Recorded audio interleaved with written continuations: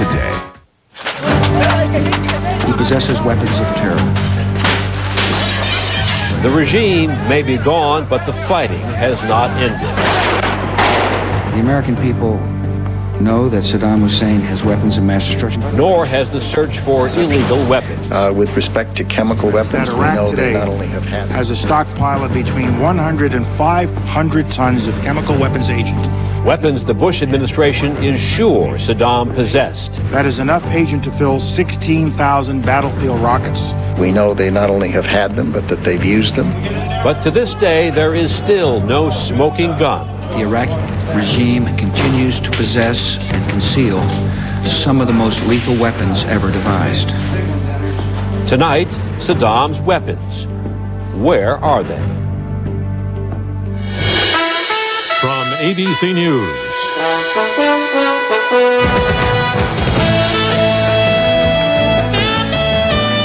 This is Nightline.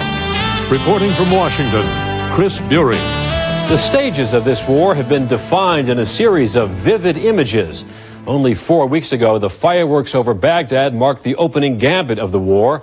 Exactly 1 week ago, Saddam's tumbling statue signaled the end of his regime. Tonight's defining image, a plane carrying all 7 American POWs landing at a U.S. Air Force base in Germany. It was one sure sign the war is winding down. Another one occurred mostly off camera. General Tommy Franks quietly took his victory lap in Baghdad. The military released several still photos, but no television pictures of General Franks visiting one of Saddam's palaces. It chose not to allow a picture of the 4-star general passing out celebratory cigars to the top commanders he called his band of brothers. Perhaps the Pentagon thought some might take that the wrong way. For all the evidence the war is in fact all but over, plenty of unfinished business remains. Today, these Marines foiled a bank robbery in downtown Baghdad. They got an enthusiastic response from local citizens. But winning the peace remains a very messy business, as ABC News correspondent Jim Sciutto reports. In Mosul today, a hospital crowded with victims of another shooting, which residents here blamed on American soldiers. There are 7 people shot. 2 of them have serious injuries. On Tuesday, at least 10 people were killed when, according to U.S. Central Command, American troops were caught in a firefight during demonstrations downtown. The attacking was occurring from 2 sides, and there was clear observation of men with weapons involved in firing on the building during that time. Every day, there is more violence here, and American commanders say they simply don't have enough troops to keep the city secure. Across the north, the military victories came quickly, but keeping the peace is taking time. More than 100 miles south of Mosul in Tikrit, Saddam Hussein's former stronghold, residents' patience is already wearing thin with looting and security checkpoints that have brought traffic to a standstill. These men complain that even Saddam Hussein let them move more freely around the city. We should be allowed to see our families, said this man. The Marines have quickly gone from soldiers to effectively policemen. They're letting some people through at this checkpoint, stopping others, frisking some, not frisking others. These are the kinds of judgments they have to make now. Yesterday, the Marines searched a car right behind a convoy of journalists and found this fuel bomb hidden inside. They've been on alert here for large numbers of irregulars, so-called Fahedin, planning terror attacks on Americans. It's part of our job, expect the unexpected. You know, it's just part of being here. You never know who is going to be around, and you never know what's going to happen. You just have to be prepared and keep your eyes open. In Kirkuk, the special forces moved quickly from taking the city to getting it running again. The task is, of course, is to get the power running back as best we can so we can get the water running. Helping to restore water and power in the last 2 days, and making sure that Kurdish fighters withdraw from the city, something of immense concern to Kirkuk's Arab and Turkoman residents. The special forces emphasize they are not policemen, but these patrols are meant to bolster security merely by demonstrating a U.S. military presence here. But they are also searching for weapons and even for food. That's part of what they call nation building. You know, we're here as temporary until a democratic Iraqi government is in place, and slowly, gradually, they will take over again all the different components that government normally does. With local authorities still in disarray, there's an increasing sense that U.S. forces will be here a while, at least several months. And now more troops from the 4th Infantry Division are already heading this way. This is Jim Shudo for Nightline with U.S. Special Forces in northern Iraq. Among the president's rationales for starting the war with Iraq, none figured more prominently than finding weapons of mass destruction. Our intelligence officials estimate that Saddam Hussein had the materials to produce as much as 500 tons of sarin, mustard, and VX nerve agent. In such quantities, these chemical agents could also kill untold thousands. He's not accounted for these materials. He has given no evidence that he has destroyed them. The UN weapons inspectors did not find them, and so far, U.S. forces haven't either. That discussion when we come back. This is ABC News Nightline, brought to you by Priority Mail from the U.S. Postal Service.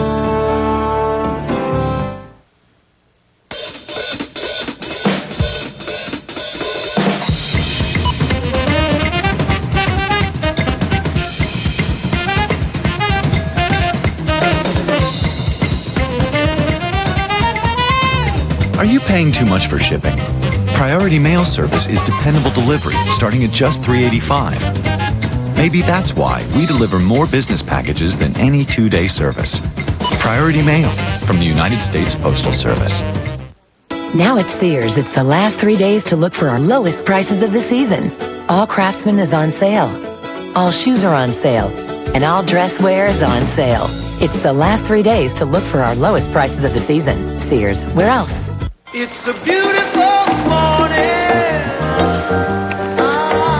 Ask your doctor today about Vioxx, a prescription medicine from Merck, and find out what Vioxx can do for you. Vioxx. He called them his children, and 25 of them died with him. But these 7 survived. David Koresh and Armageddon, the children of Waco, primetime Thursday. Somewhere between Pascagoula and paradise, palm trees, tropical breezes, and turquoise seas are calling. Wasting away again in Margaritaville. Pack your bags and set sail for Margaritaville with Jimmy Buffett. Changes in latitude, changes in attitude. Meet me in Margaritaville, the ultimate collection. Cheeseburger in paradise. 38 sun-soaked island songs, including timeless favorites like Cheeseburger in Paradise, Fins, and 4 new live recordings, including A Pirate Looks at 40. Plus 6 new versions of Jimmy Buffett classics and 2 brand new recordings, Everybody's Talking and Sail on Sailor. Meet me in Margaritaville, the ultimate collection. Just $24.98 for 2 CDs, plus $4.95 shipping and handling. Call now and get a collectible Albatross pin free with your paid order. Rush delivery available. On the very first day of the war, a senior military official told Nightline that finding Iraq's most terrible weapons was even more important than killing or capturing Saddam Hussein. And in the days leading up to war, administration officials pressed their case with plenty of specifics. Intelligence gathered by this and other governments leaves no doubt that the Iraqi regime continues to possess and conceal some of the most lethal weapons ever devised. Our conservative estimate is that Iraq today has a stockpile of between 100 and 500 tons of chemical weapons agent.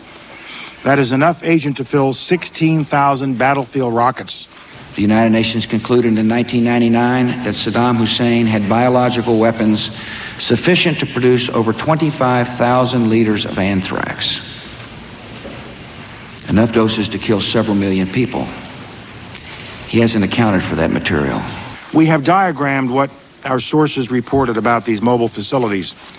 Here you see both truck and rail car mounted mobile factories The description our sources gave us of the technical features required by such facilities are highly detailed and extremely accurate.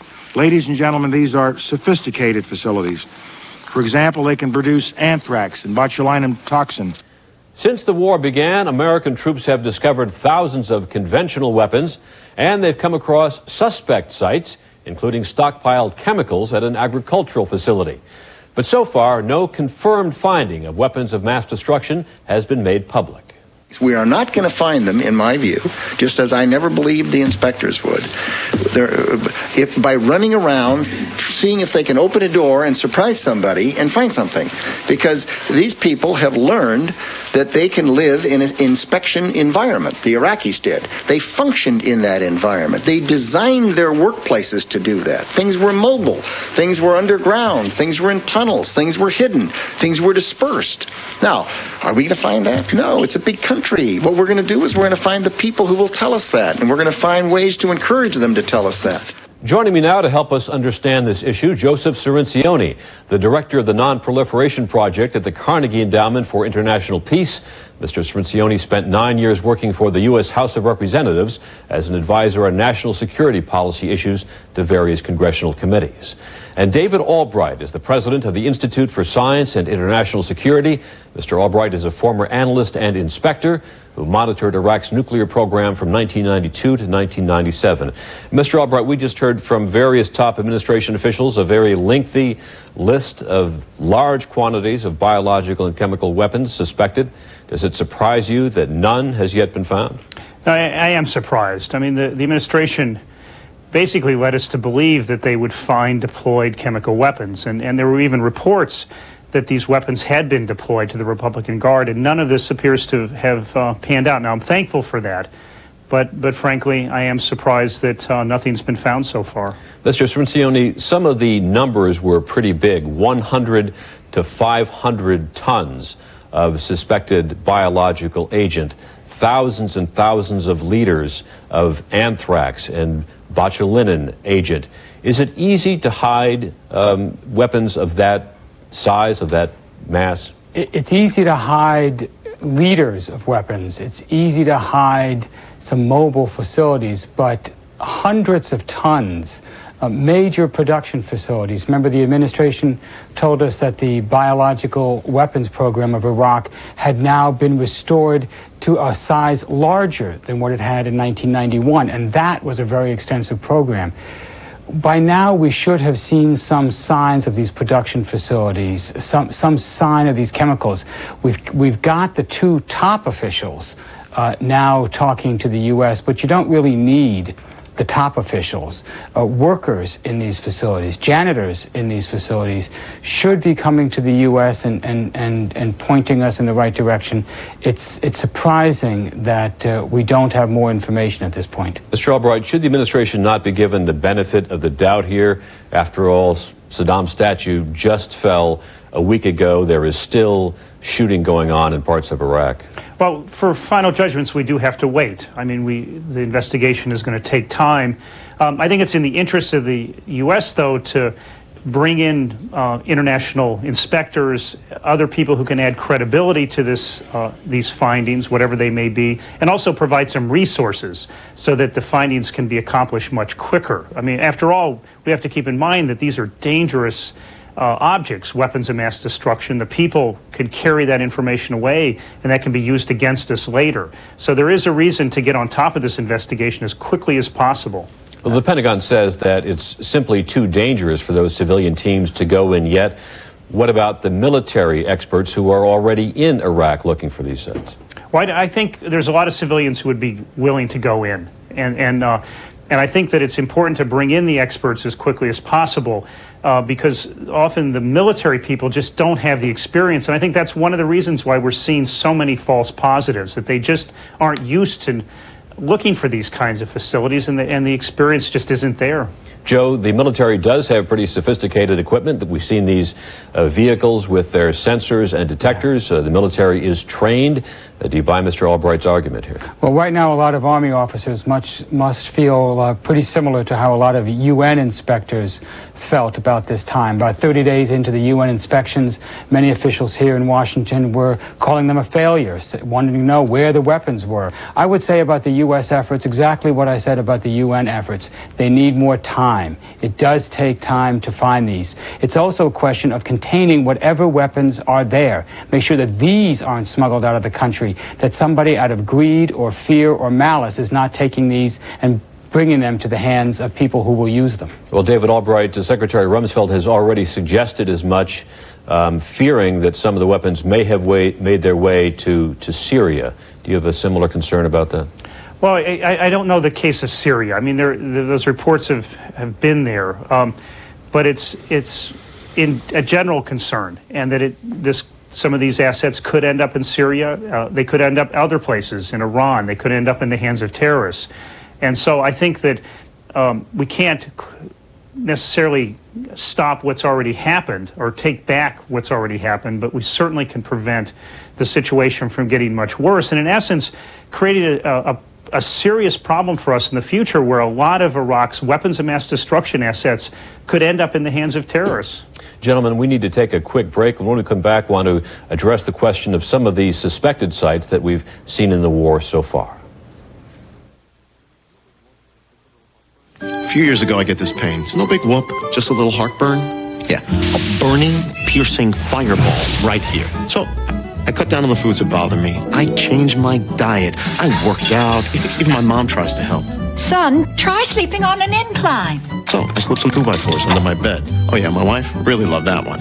Then I started drinking that chalky stuff, popping acid reducers, and it all helped, but the pain keeps coming back 2-3 days a week.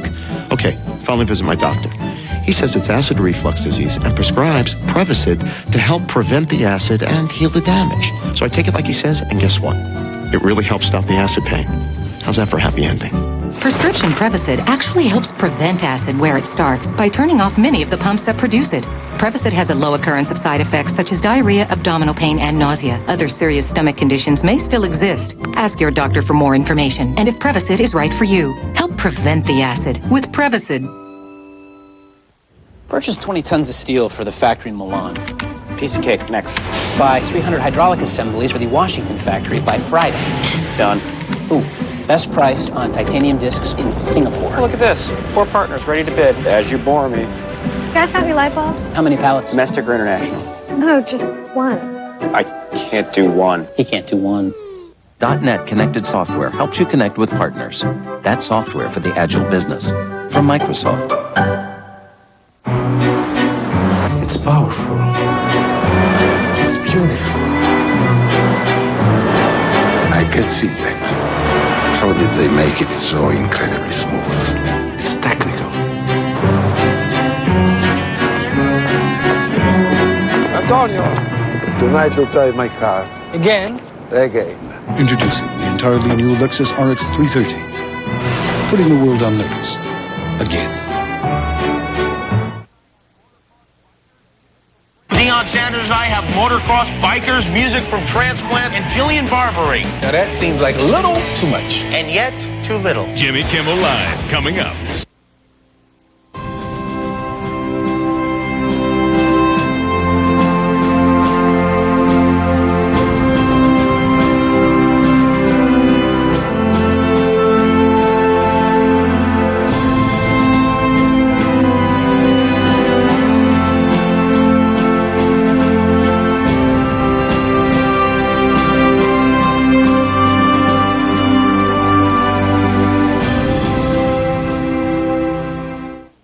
Hi, I'm Keith Hernandez. And I'm Walt Clyde Frazier. What a marvelous night for the action. Let's go to the play-by-play. Oh, there's Mr. Graybeard approaching Miss Hottie. Oh, no. Rejected. Clyde, that's gotta hurt. Yeah, no play for Mr. Gray. Get that man our Just for Men Brush In Color Gel. It's specially formulated to penetrate coarse facial hair and gets rid of gray in 5 easy minutes. Gets rid of strikeouts, too. Just for Men Gel. The Rejuvenator. We're back now with Joseph Cirincione and David Albright. Joe, we've already seen several pretty well publicized finds, barrels from a chemical warehouse, possibly an agricultural facility, something that may be a biological weapons site. Do either of those look promising to you? No, I'm afraid they don't. These appear just to be pesticides, to be agriculture-related chemicals. You can see how anxious some of the U.S. officials are, however, to find these. It causes them to sort of lean forward on this, to breathlessly announce every suspect site as a possible find. The mobile laboratories, for example, made headlines just a couple of days ago. It doesn't look like those are actually weapons-related. And this raises an interesting question, you know, that we need to get some answers to. Apparently, the U.S. had very specific information about specific sites, whether it's from defector information or their own electronic ability to surveil these sites. And I wonder if the officials have actually gone to all these suspect sites now that they had previously identified and come up empty. And if that's the case, we need to know that, because that could tell us quite a bit about how much weapons we're likely to find. If we're not finding them in the main sites that we had targeted, that we had been able to identify from thousands of miles away, and we're not finding them now that we're actually there, well, it very well may be that there are far fewer weapons of mass destruction than anyone thought left in Iraq. David, let me put the same question to you. Have you seen anything so far in what has been reported publicly, at least, which leads you to suspect there may be at least one find? Not so far. I mean, I would expect something to be found, that there's some kind of capability there. I agree with Joe, though, that the U.S. may have vastly overestimated the stocks of chemical or biological weapons that Iraq has, and we need to know why that happened. I mean, it was a very important part of why support built to go to war, and I think we deserve an answer. Joe, a minute ago, you alluded to two of the finds that U.S. intelligence has in terms of the officials who ran Iraq's program, Saddam Hussein's science advisor and the man described as the father of Iraq's nuclear program. Once those two begin to talk, do you expect then that the United States will be able to find some of these sites? Well, this is Al-Jafar and Al-Sadi. Right. They may be, but unfortunately, General Al-Sadi, right before he turned himself into authorities, said again that Iraq does not have any weapons of mass destruction. Now, that's one of two possible interpretations. But he said that before the war. He said it before, and he repeated it again right before he turned himself in. And either he's telling the truth that they don't, or he's protecting himself from the truth. He wants to set up some plausible deniability so that he can be shocked when any weapons are actually found. So we may actually not get information from the top guys. We may have to go much farther down to people who won't be held culpable, who won't feel that they might be prosecuted for war crimes if they reveal what they know. At the end of the day, is it going to make that much difference to the American public if every one of these last chemical agents is tracked down? After all, every public opinion poll is consistent on the fact that Americans believe that the world is a safer place now that Saddam has been ousted. Well, opinion changes, and part of the reason that they believe it's a safer place is that they came to believe two things that the administration made as central points. One, that there were large stockpiles of weapons of mass destruction, chemical, biological, and that he was on the verge of possibly getting a nuclear bomb. And that two, he had operational links to Al-Qaeda and other terrorist groups, and that he might transfer some of these weapons. If the president is unable to demonstrate that these are true, first the rest of the world and then eventually the American public are going to feel that this war was unjustified. We all can be glad that we've removed this repressive regime, helped liberate the Iraqi people, but that was not the main point of the war. It will seriously damage the president's credibility and United States credibility abroad if we can't prove that the reason we went to war was a valid and true reason. David, very quickly, in the euphoria of victory, is it really going to make much difference? Well, it could have an impact when the next crisis comes up. I mean, U.S. intelligence matters. And if in North Korea, in Iran, I think countries and publics are going to want to scrutinize it much more, and it's going to put the United States at a disadvantage in future crises. David Albright, Joseph Cirencioni, thank you very much. Our pleasure. You. When we come back, remembering a fallen colleague. Everybody knows My Mailboxes, etc. is the best place to pack and ship. But Brown said, let's take it to the next level. You know, ramp it up. Live the dream. We're becoming the UPS store with new low rates direct from UPS and the same great people to help with packing, copying, and mailbox services. You may notice some changes. New sign, new shirt. The shorts will be here soon. New low rates, same great service. Call 1-800-PICK-UPS. Tell me about your dream. I'm floating in water. Can't you see we're adrift? We're lost. Ah, liquidity issues. No, water. We're at sea. We're rudderless. We need help. This is Bob's meeting, Beth. Does anyone hear me? I feel lost, adrift. I need help. What does it mean? That you're lost, adrift, and need help.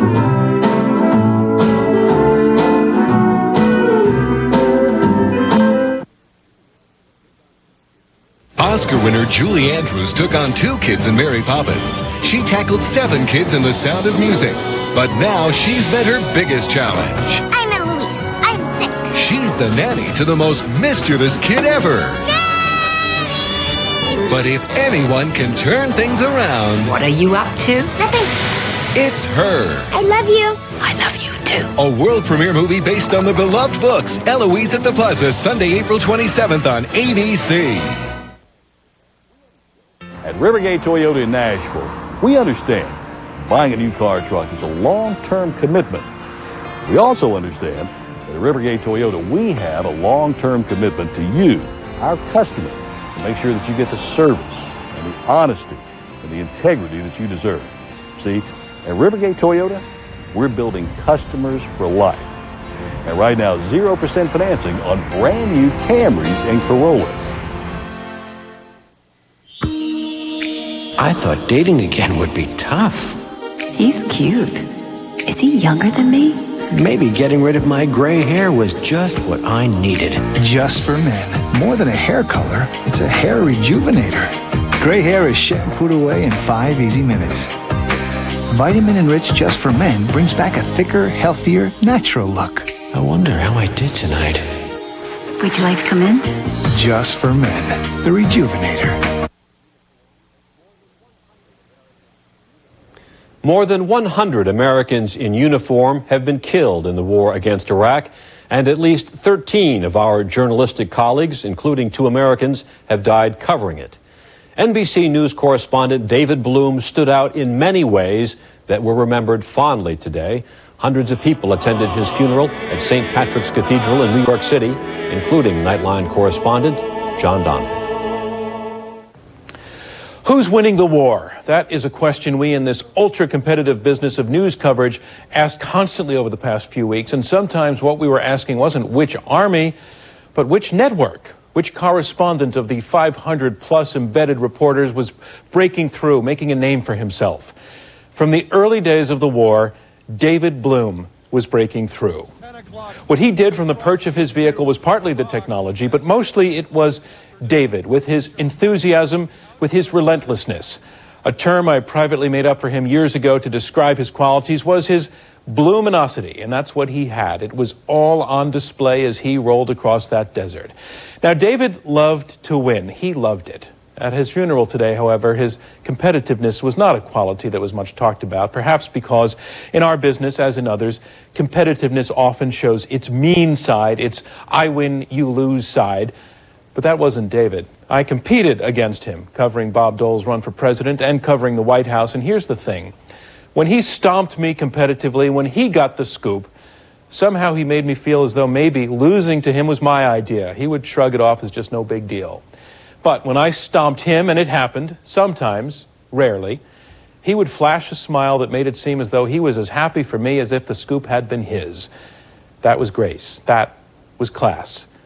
David Bloom didn't just like winning, he was a winner and a great colleague.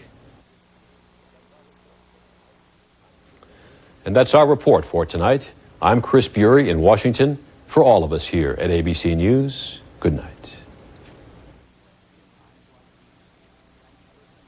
In times like these, thank goodness there's still a Nightline. Koppel brings a cool intelligence and perspective. American television's MVP. Cheers to Ted Koppel. No wonder more and more Americans are turning to Nightline. Tomorrow, what would make you feel safer while flying? How about guns in the cockpit? Would you feel better if you knew the pilot had a gun? If you're thinking about flying, watch World News Tonight. The Stanley Cup. Wow, so much history. Look at these engravings. The NHL playoffs on ABC, Saturday. And the name Jim written in magic marker. For breaking news on Iraq, News 2, first, fast, accurate.